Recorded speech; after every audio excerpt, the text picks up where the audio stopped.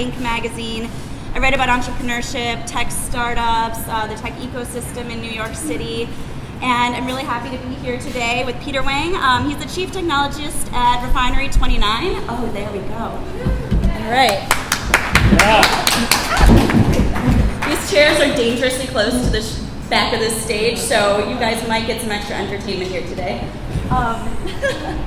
Okay. So Peter is at Refinery 29, which is a big site for women's lifestyle content.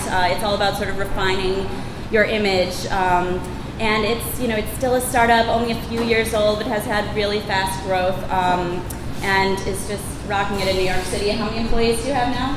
Oh, 175. 175. Okay, I've got the only live mic. It's working. I'll pass it.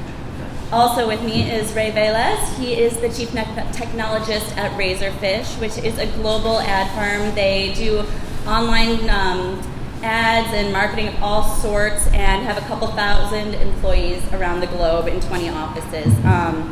So here we're charged with talking about how technology is used to tell stories. And as a journalist, I haven't always written about tech.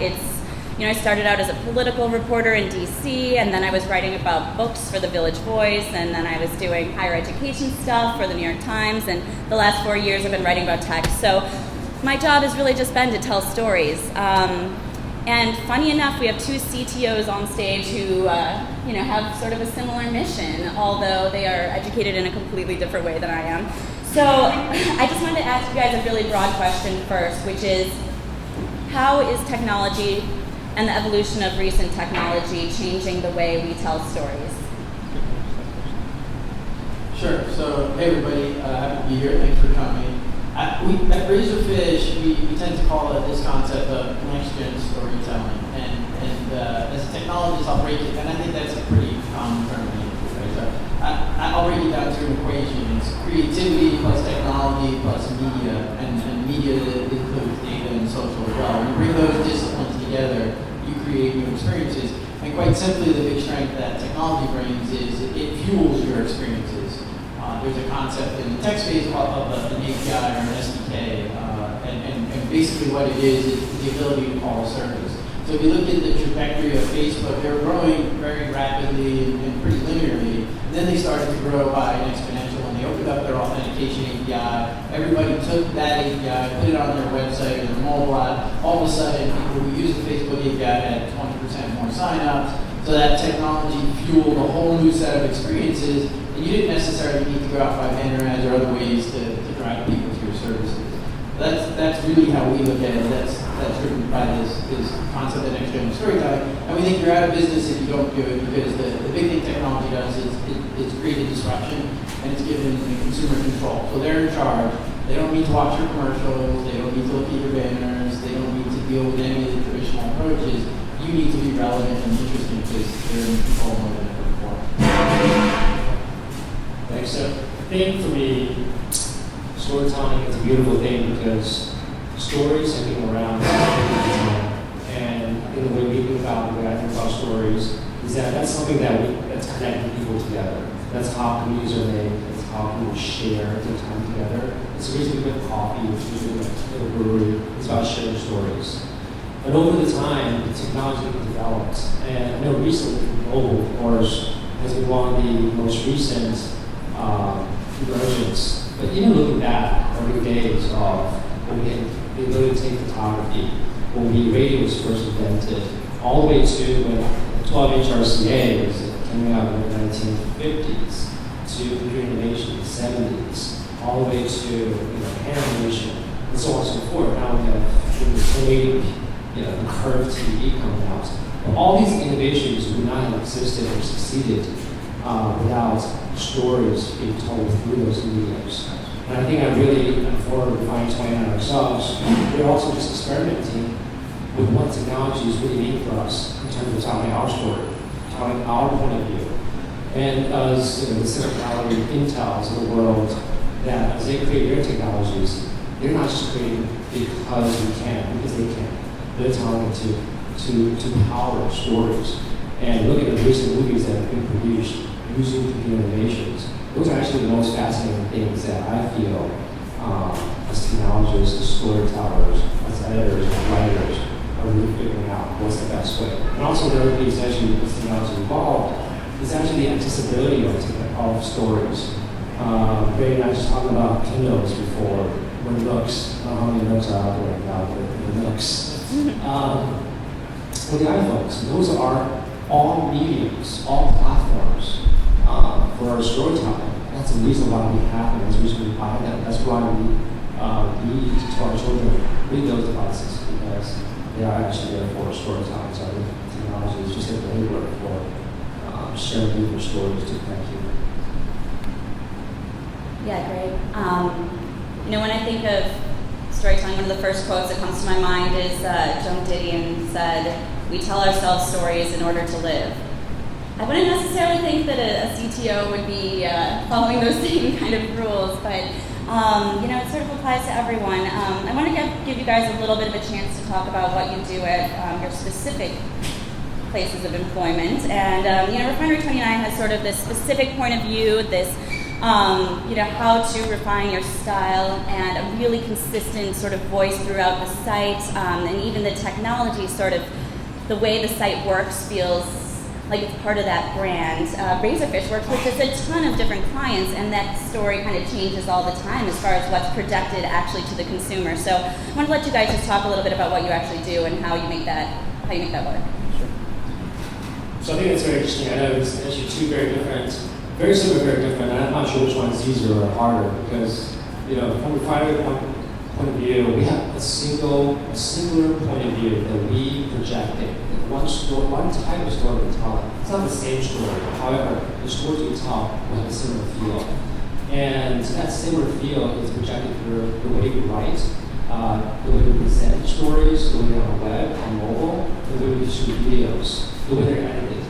And I think as a CTO, from my side, the folks on the finance one of you guys, from a group of product folks, designers, and technologists, and their job, to me, actually is not that different from the other groups inside the company, the editorial marketing team. Because all of us have the same, what we call the brand filter route, when we look at the things we do. And from a refining point of view, the brand filter is basically that every company has a mission and vision and mission and goals. And the brand filter is very important for us because that's kind of how we look at everything we do. And for us, it's three very specific ones, and I think Christina already alluded to some of them. And the first one is about refining your style. And when we say style, when I first started, it was more about just the fashion and beauty aspect of it. But style is also much more than that, and that's something that we look at. It's everything, it's the way we like, the way it's food we eat, it's the lifestyle, the choices that we make. That's the style we're choosing. And refining your style is about understanding what style works for you, what is really you, and making sense of styles out there. It's not about rejecting or judging styles, but just understanding styles out there to make your own personal choices.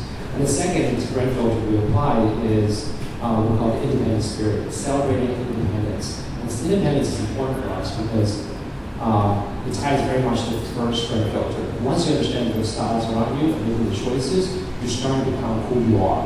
And that's actually who we are as a person. As I learned back in the 20s and 30s, we are constantly becoming our style. The books that I read, and so on and so forth, the music I choose, the drinks I choose, the places I go are all about continuation of that same journey. And lastly, for our Tonight itself, it's about empowerment and the make. And when we say empowerment and the make, it also has the first two, is because one, empowering independence that we celebrate, but also don't take it so serious. It isn't about tea party, it isn't about something that's really serious. It's about taking life as life itself, because before we know it, life is over. So let's celebrate, know who you are, understand the world around you, celebrate it, and live with it. That's kind of a very important piece for us. Whether we're CTO, whether it's product, editorial, creative, it's all about the same. Very cool. So, Razorfish has been around for a little while. We've gone through pretty significant trials and tribulations. One day we cut the company in half, and one day back in 2001. But there was something that the founder said in '95, and it was everything that can be digital will be digital. And what we're getting really excited about over the last couple of years is that everything physical will be digital. And so as a technologist, my role is to work very closely with our creative, our experience, and more importantly, our data teams to help create the next generation experience and help our customers transform their business. So all of the customers across all of our industries don't seem to be safe from technology disruption. Right? My favorite recent example, which everybody knows, is look at technology like Uber and how that's transformed the way we get a car every day. And if you look at the auto industry, right, they bounced back, but Intel came out with a report recently and showed the next 5 to 10 years it's going to be flat. Their business isn't going to grow.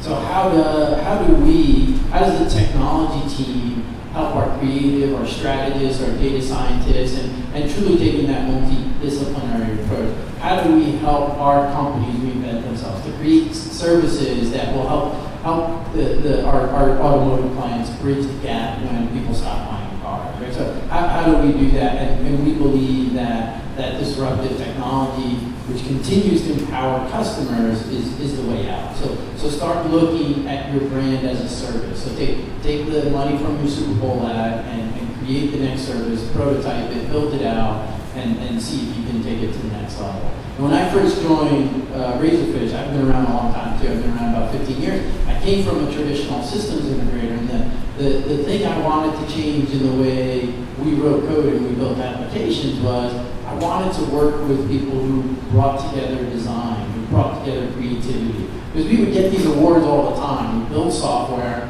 we get it done on time, on budget, we work hard, the client was seemingly happy. And then I'd get a call 6 months later and the client would ask me a question and I'd be like, well, you should be doing this every day. And they're like, no, right? Nobody ever uses this software.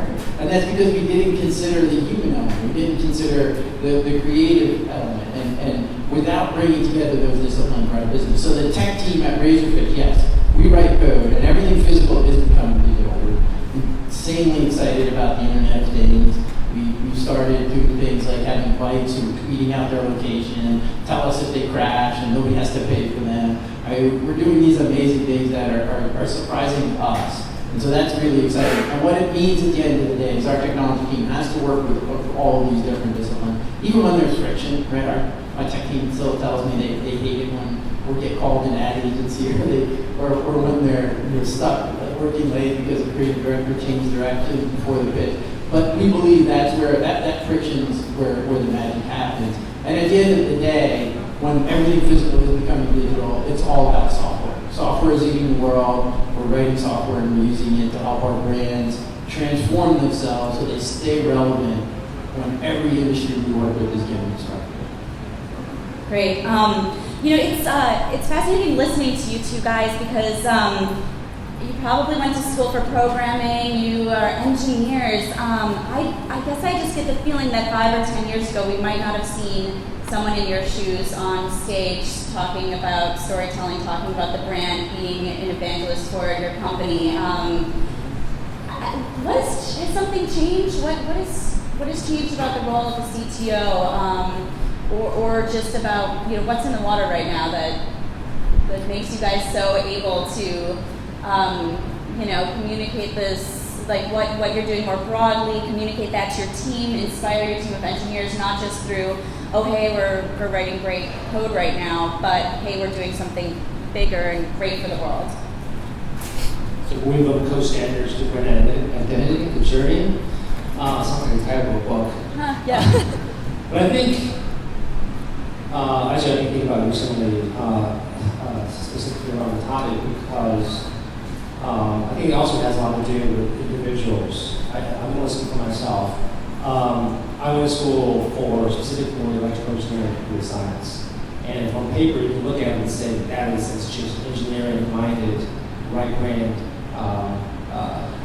focused as possible. But in many cases, a lot of engineers, it's actually very much about creativity, because just like photographers, just like composers, just like artists, we create to portray an idea. We create to communicate what's inside our heads. A computer language is nothing different to me than speaking different languages that we understand. Usually, other languages or spoken languages, written languages. And because you're foreign, I think there's to me, it's a misconception of how logical it has to be, how different it has to be. It is true with my own personal career that I have evolved very differently from just focus on solving problems. And, the 4 year of college is all about solving problems, one of the best ways of solving problems, how to approach problems. That's the bullet proof. To understanding that there's no point in solving a problem that no one cares about. And that's where I think the evolution came through. When I was in banking for a while, and it's all about trading platforms. But trading also has a purpose. The reason why systems communicate with one another is a system that has a purpose.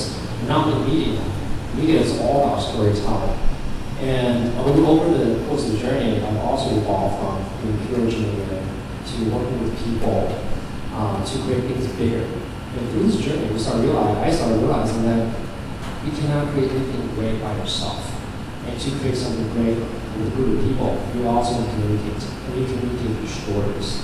And just like age, even as companies grow, just like Wang 29, start from 4 to now 175, we also are going through a lot of journeys. And through these journeys, we also realize a lot of opportunities follow up, a lot of challenges follow up. And as we go through that journey, we start realizing it's not the greatest, it's not the smartest idea that often becomes the winning move. It is the ideas that we can relate to, the ideas that are tangible, the ideas that make the biggest impact may not be the most innovative, shiniest thing in the room, but those are things that are actually most tangible to us. Like the brewery here, it's very simple, right? There's nothing fancy about this place. A beer garden, why it's so popular? It's not because everything fancy. The White Hotels cannot be different. Cannot be more different than here. The two places are both powerful places to tell stories. And I think that, to me, is just the journey and finding out that's the heart of it. Great. There's a couple of forcing factors. There's the optimistic piece, which we'll talk in a second, but I think the industry has changed. And in software, there's a very little secret, right? So about 65% of software fails. So it's really bad at writing software. Everybody knows that, right? I'm sure you have 50 apps on your phone that you don't use. So I think one of the reasons why you'll see more and more technologies at events like this is we want to fix that. We don't want to make software that fails. And then if you look at budget cycles, they're changing as well. So traditionally in the old days as a chief technology officer, my clients were the CIO or the CTO, sometimes the COO. But those budgets, Gartner said a year or two ago that the CMO is going to own more of the technology budget than the CIOs and the CTO. So to some degree, I'm changing what I sell to as well. So those are these are forcing factors, and I think it's because some of us are not afraid to say software's not great, right? We want to do it better.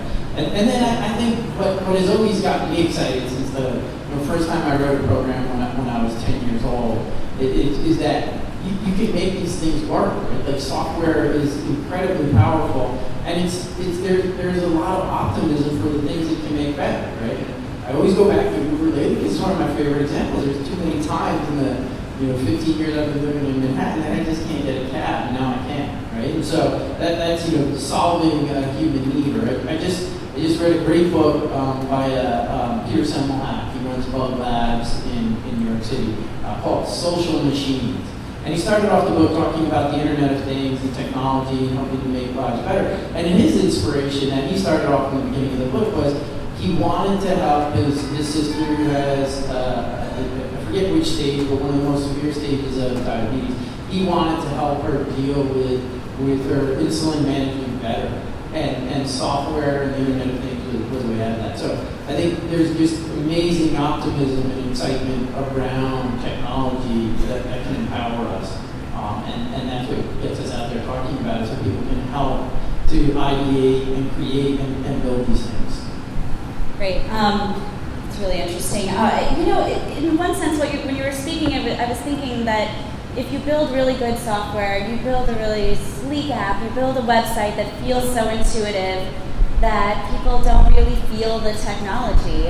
In some sense, your job is to make people never notice you exist. Yeah. Does that ever give you a complex? I'm kind of joking, but... Well, no, I think it's great. So there's a recent example. Well, about a year ago, I It was late at night. I went out and I paid too much money for those Philips Hue light bulbs, my kids in the family were asleep, so I set them up. I'm always skeptical. I loved it, right? Connected to if this and this. I was having fun before I knew it was way too late. And the lights were running and nobody knew in the family. So I had set up a recipe so when I checked in with Foursquare, blink the lights at home. So I got to the office. I don't know why I still love Foursquare. Does anybody else love Foursquare? I love Foursquare. I don't know why. I checked in here already and I put a picture of you all out there. But the lights blinked at home, right? And so then my wife texts me, and obviously I'm not paying attention to the meeting I was in. And so I was like, why are the lights blinking? So then I changed them to blue and red. She's like, okay, your daughter's requesting the blue color again and the red. And it was really fun. But it's now, and then I thought, okay, this is a gimmick, nobody's gonna buy it. But now I use it all the time. So I woke up this morning, the lights turned blue. It meant that it was raining out. I better bring my umbrella. And I don't think about it anymore. Right? And I just keep adding new recipes, and it's now seamlessly helpful and interesting. I was very skeptical. I didn't think it would work. My family was completely annoyed with me. But now they use it too. Right? Just that simple thing. The lights turn blue when it's raining. I could look out the window. That'd probably be a little easier, but I don't have to, right? And it's just really interesting. Pretty short, actually. I'm going to go on by one. So I think the visible thing is probably the most modern thing, actually. And I'm recently pretty into Pixar lately, the book. And because that company and the product that's out is just fascinating for me. And this reminds me of when we enjoy a movie that we love and feel, and when people watch the same movie, you get a story. The animators, people who wrote the software for, the editors, the directors, behind the scenes, you never see them. Maybe you see one person, maybe you recognize the voice of the celebrity behind the voice. You don't. But those are the folks behind the scenes. They actually are just like us. And so we act in my team. It's the same way. So we are simply creating things to enable and empower the story to be told. And that's the best way to live, actually. That's probably the best way. And actually, I know a French show just finished, and this record's been broken. And I was looking at the athletes on the field, like, I don't envy you either, because they are out there every day, and then every moment, every move is so visible that you're being judged for everything you do. That is the opposite of what we do, actually. We're the ones behind, we're the ones that pick up the ball, the ones that make sure the seats are clean, the ones that make you experience seamlessly, so you're here to enjoy the experience. When you go home, you say, that was a great experience. And I think that's the one we're doing. Yeah, that's great. There's, on the kind of contrary to that, there's been some chatter lately about, as design online sort of evolves, first we had this idea of an infinite scroll, and then we had the pinboard, and now there's this idea that shapes, that photos can be as sizes other than square again. I feel like as a journalist, there's sort of a lot of talk about, there's certain cases when design can get in the way of what you're trying to get at. And the post-snowfall, that big splashy New York Times story with, embedded videos and great photos. There's been a couple other examples of those sort of things that seem just overhyped because, the journalism in this case just didn't stack up to the design. How do you make those decisions at your companies? At Refinery 29, are there customers you wouldn't work with because they don't fit your brand? I think that's something interesting to ponder. At Razorfish, I'm sure every advertiser, just like every journalist and every source on a story would like to be Snowfall. Maybe every advertiser wants to be on the back page of the New York Times Magazine. They can't all do that. There's got to be some decisions made. How at your publication or a firm do you make those decisions and communicate amongst teams and get those things right, or do you think we're starting to get them wrong more and more? So I think for us, that's a great question, because I think it's something that we are still evolving in our own practice. And we think of some of the very technical things of the retail story. Of course, we have product templates, we have layouts, we have sizes, we have ratios, we have sequences. Those are very technical terms just for the way we tell stories, like frames and a camera. And when we had more, when other technology become better and better, when more devices, when more options in front of us, we go through this exercise of trying and experimenting, what the best way to tell a story is. And it's one thing to tell your whole story the way from our point of view. It's another to infuse a brand or advertiser into that story, to be able to tell with the same integrity, the same level of quality we believe represents our brands, but also tell the story for the advertiser. And I think there's a lot of examples over time that many brands are doing it, and we also are understanding what's the best way of doing it. And we're trying to find ourselves, we have basically, I would say, a spectrum of how we do it. There's a very, sometimes we go very, basically, how deep we are delivering into what we do from and it could be a small logo, it could be a slideshow, it could be right for them, because we understand the audience that they're trying to reach. We understand that how to tell a story about the product beyond just the product itself.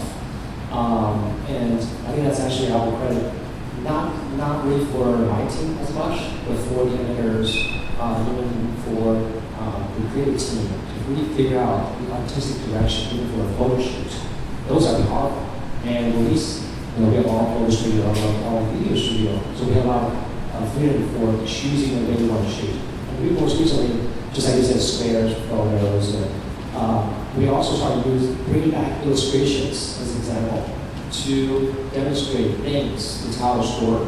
Because sometimes photography just doesn't tell a story. We do illustrations, combined with caption, combined with maybe grid at the bottom, interlace it with some photography, maybe overlay them to enhance it. Maybe it's a GIF. And those are things that's where technology becomes really useful. And an illustration is an example because it's scalable. We can also print out large posters, an offline event that intermingles and complements our digital experience. And that's when a story is not just a story, it's become a narrative. Because you can tell a story in a slideshow, you can tell a story offline, and then we distribute it. You can choose variations of different things we do and post out to social media. Maybe we also have a square version of it to tell us on Instagram. Maybe we have a more colorful version of Pinterest, but they still tell the same story. That's where this technology piece becomes really powerful for us. Great. And so I've been very influenced by an agile and iterative approach. There's a great book called The Lean Startup by Eric Ries. And what he really focuses on, and I believe it's a strong way out. It's very difficult to get there, but it's this concept of releasing with smaller iterations, and you're using the data. I mean, it is absolutely incredible how much data we have for everything we do on the net today. So whether it's a native app or a blinking light bulb or a browser-based page, you have analytics, you have information. It tells you what's working and what isn't. But you have to, in order to be successful with that approach, you have to break things down into smaller chunks, which is difficult because people want to be able to see the big picture. And you have to be comfortable testing and learning. So setting up, and this is why I think probably the most needed skill in the enterprise or in the industry is that skill of a data scientist. Somebody who knows how to set up multivariate tests, somebody who knows how to execute those tests, and then use that to inform moving forward. Because if you look at the future of many of these experiences, screens are going to get smaller and smaller. It's going to be a light bulb, it's going to be a watch, you're going to be staring at your phone less. So you're going to have to act more like Google now, or you're going to have to predict what's important for you, and you're going to have to show it, and you're going to have to test. Well, you never clicks on that. Maybe it's not important. How do I adapt to that? Or the seasons change. All of these different things impact what you're doing, so you constantly need to be testing, iterating, and changing. And I think that's really the only way to be successful. That's great. Speaking of testing and iterating, and so also the progression of design online, I wanted to ask you two questions. Who do you admire in terms of what they're doing in your field right now, in terms of kind of design and user interface? And also, there's so many, well, actually, just answer that one first, because the next question's bigger.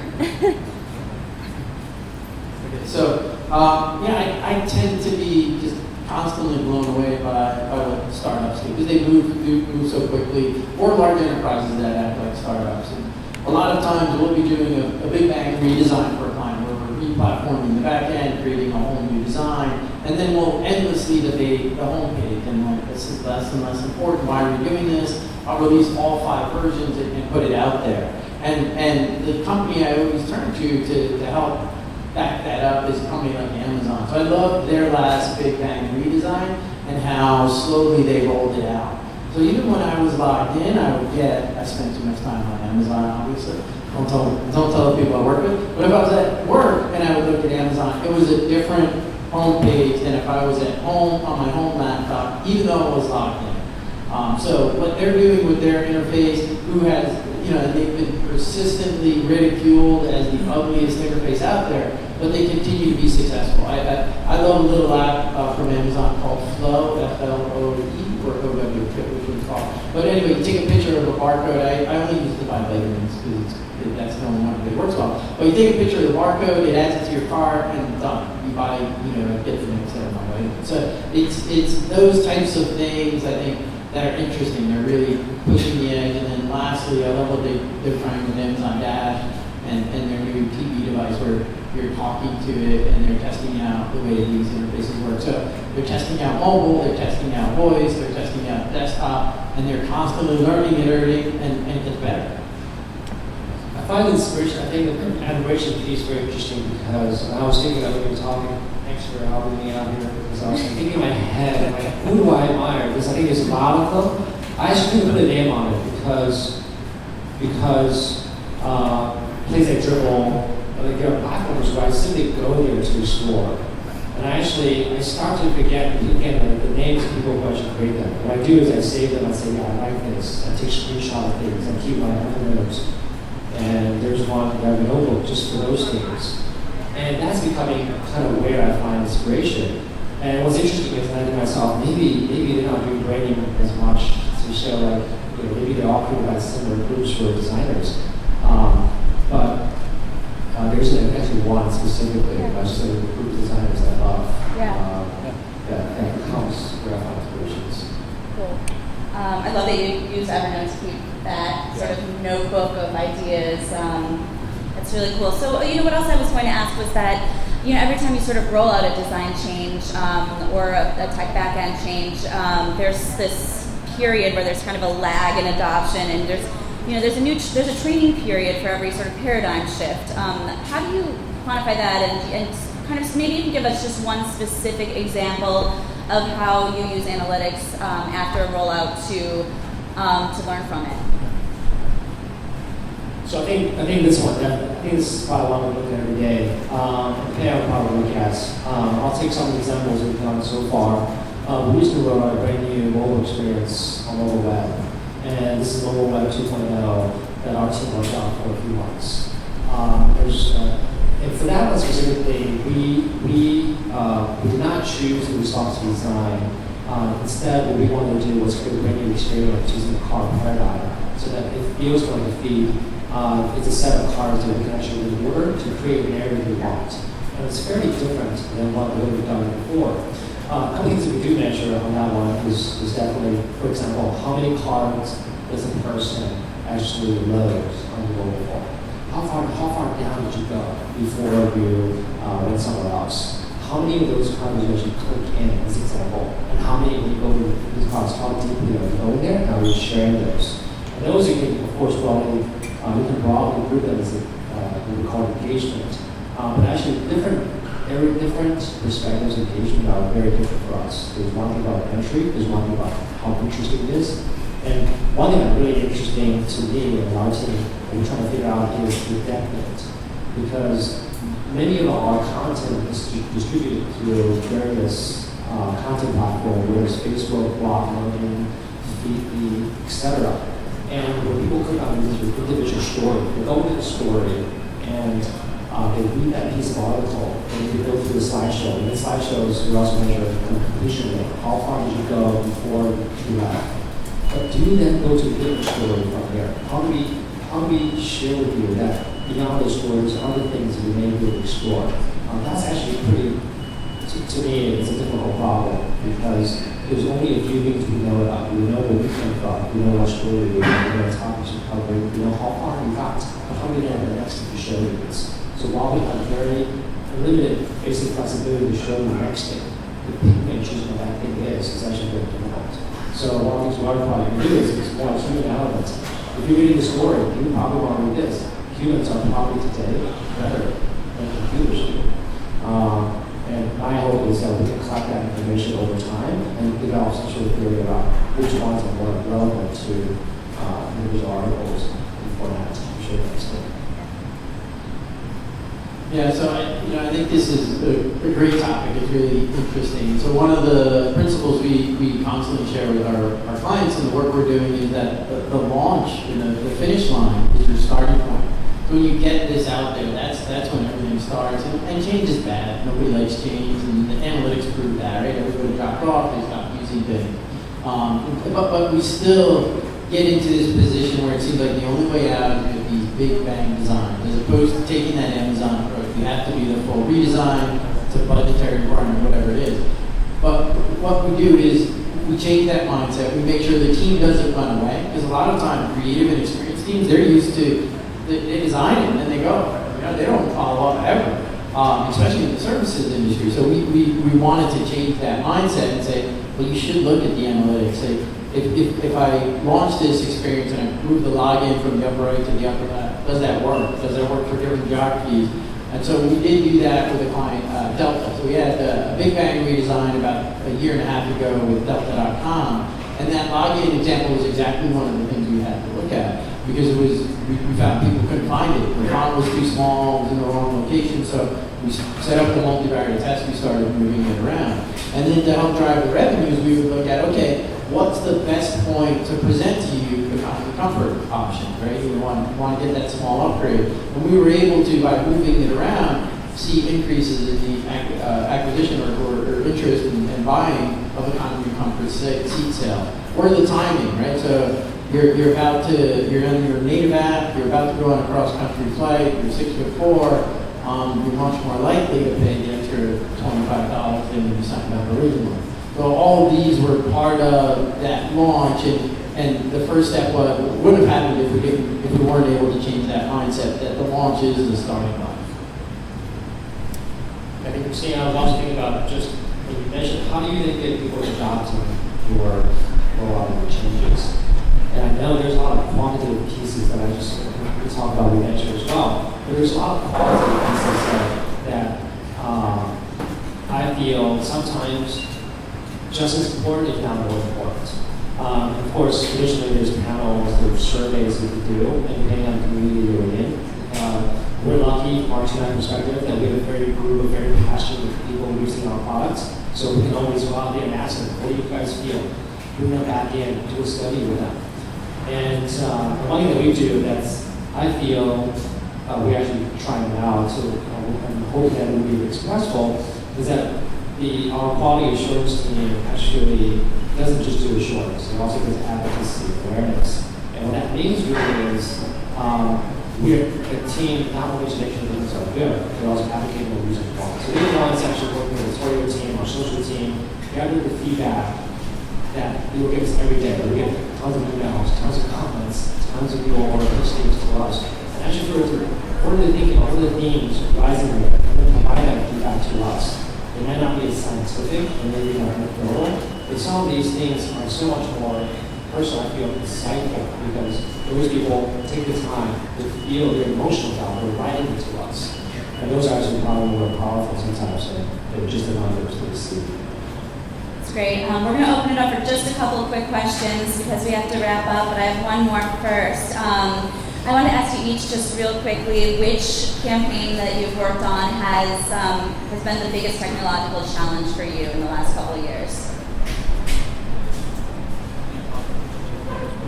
So I'll go back to something we've done 2 years in a row at South by Southwest, and we didn't do it for a client, but and I call it more of an experience kind of campaign. You can tell I'm always thinking about the next generation world at that time. So it was incredible fun and really exciting. A lot of us. So what we did was we took 50 bikes put them out at South by Southwest for free. I don't know if people have heard about it. You can go to usemedia.com, you can see the video and read more about it. And then we put an Internet of Things device using an Arduino controller with a piezo sensor, which was crashed, had a GPS, and it had a solar panel so that it could stay powered. And it was just incredibly exciting. Like everybody's like, oh, what you is everybody's just going to steal the bikes. But then what we did too is we brought the bikes to life. We gave them a name, we tweeted about them, we talked about their location, and it was just incredible fun. It had massive utility. It was a social experiment. It was an Internet of Things experiment, and we did it first in 2013, and then we really upped the game this year in 2014, and it was a ton of fun. As long as it doesn't get cloudy. It got cloudy this year on the third day, and the solar panels couldn't recharge. So in 2013 they recharged no problem, but this year we got a little problem. I think that's a good question. So I was thinking about what campaigns worked out. The person that actually came out was actually the event that we did. It wasn't a campaign per se. It was an event that we did last week. That what we call Right Brain, Left Brain, which is actually an event where we were sharing our findings about men and women, what they're like, the congregation, what they're looking for, and sharing with a group of 250 people in the room.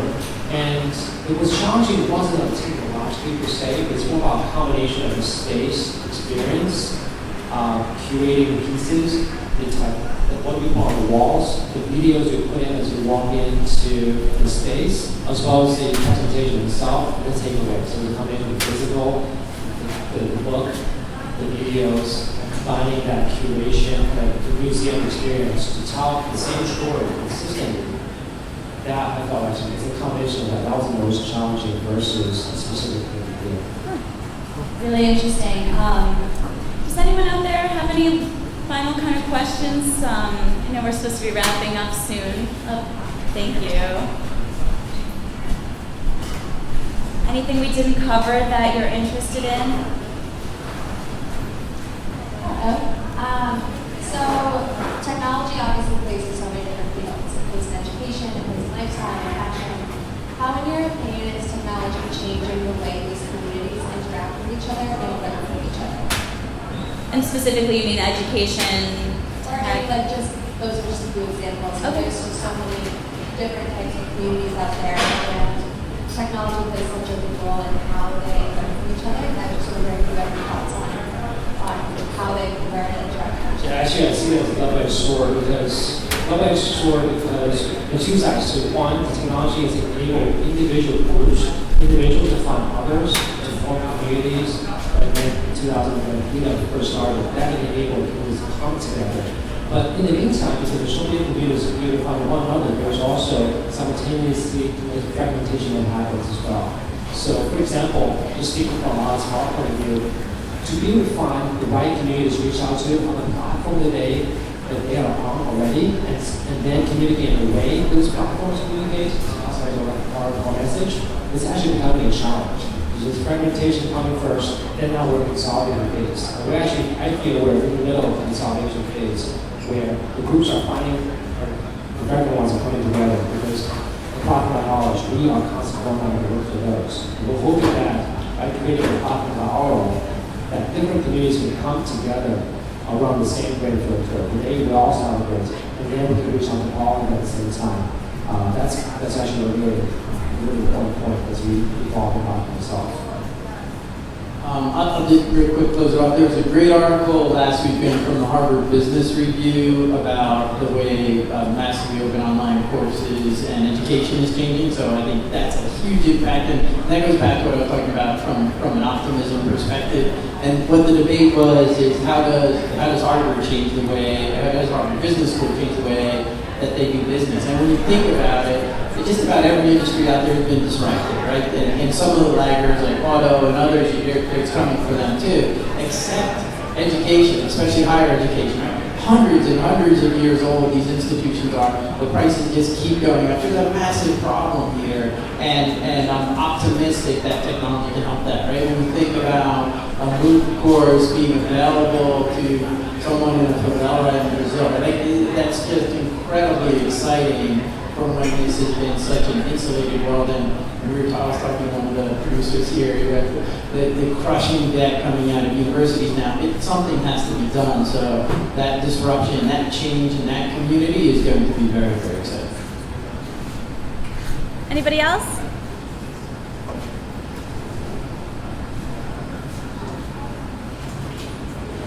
Talk about technology as integral to how you're expressing the brand, your identity. Is this something that you will codify at Refinery 29 from a UX perspective, or hey, this is the way a swipe is going to work on our app, or on an ongoing basis, so it's consistent? Is it codified? Is what your question is? I think I think well, like it's a conscious decision. Yeah, definitely a very conscious decision. Obviously, there's a few driving forces in the company that knows the beginning of the company, what the core identity is, and how to express it. And actually, what's interesting is that because we've been around since 2005, the brand has evolved over time. And we're in that evolution again, thinking about as we expand beyond just that, extending to the lifestyle piece of how to make it relevant, and yet the size that we are, we're constantly evolving that piece. And I think every department actually contributes to that. Obviously, the creative department and the editorial department have a very large driving force because they're the ones that not only think about the POV, they're the ones that create the POV. And from a UX perspective, from my perspective, we're also trying to match that, but also evolve differently because the media that we are presenting to the creation is different than flat. So we work together on that. But that's always a very interesting evolution for us. Great, thank you all so much for coming, and I'm glad we finished the first panel of the Northside Festival. So thank you Northside Festival as well.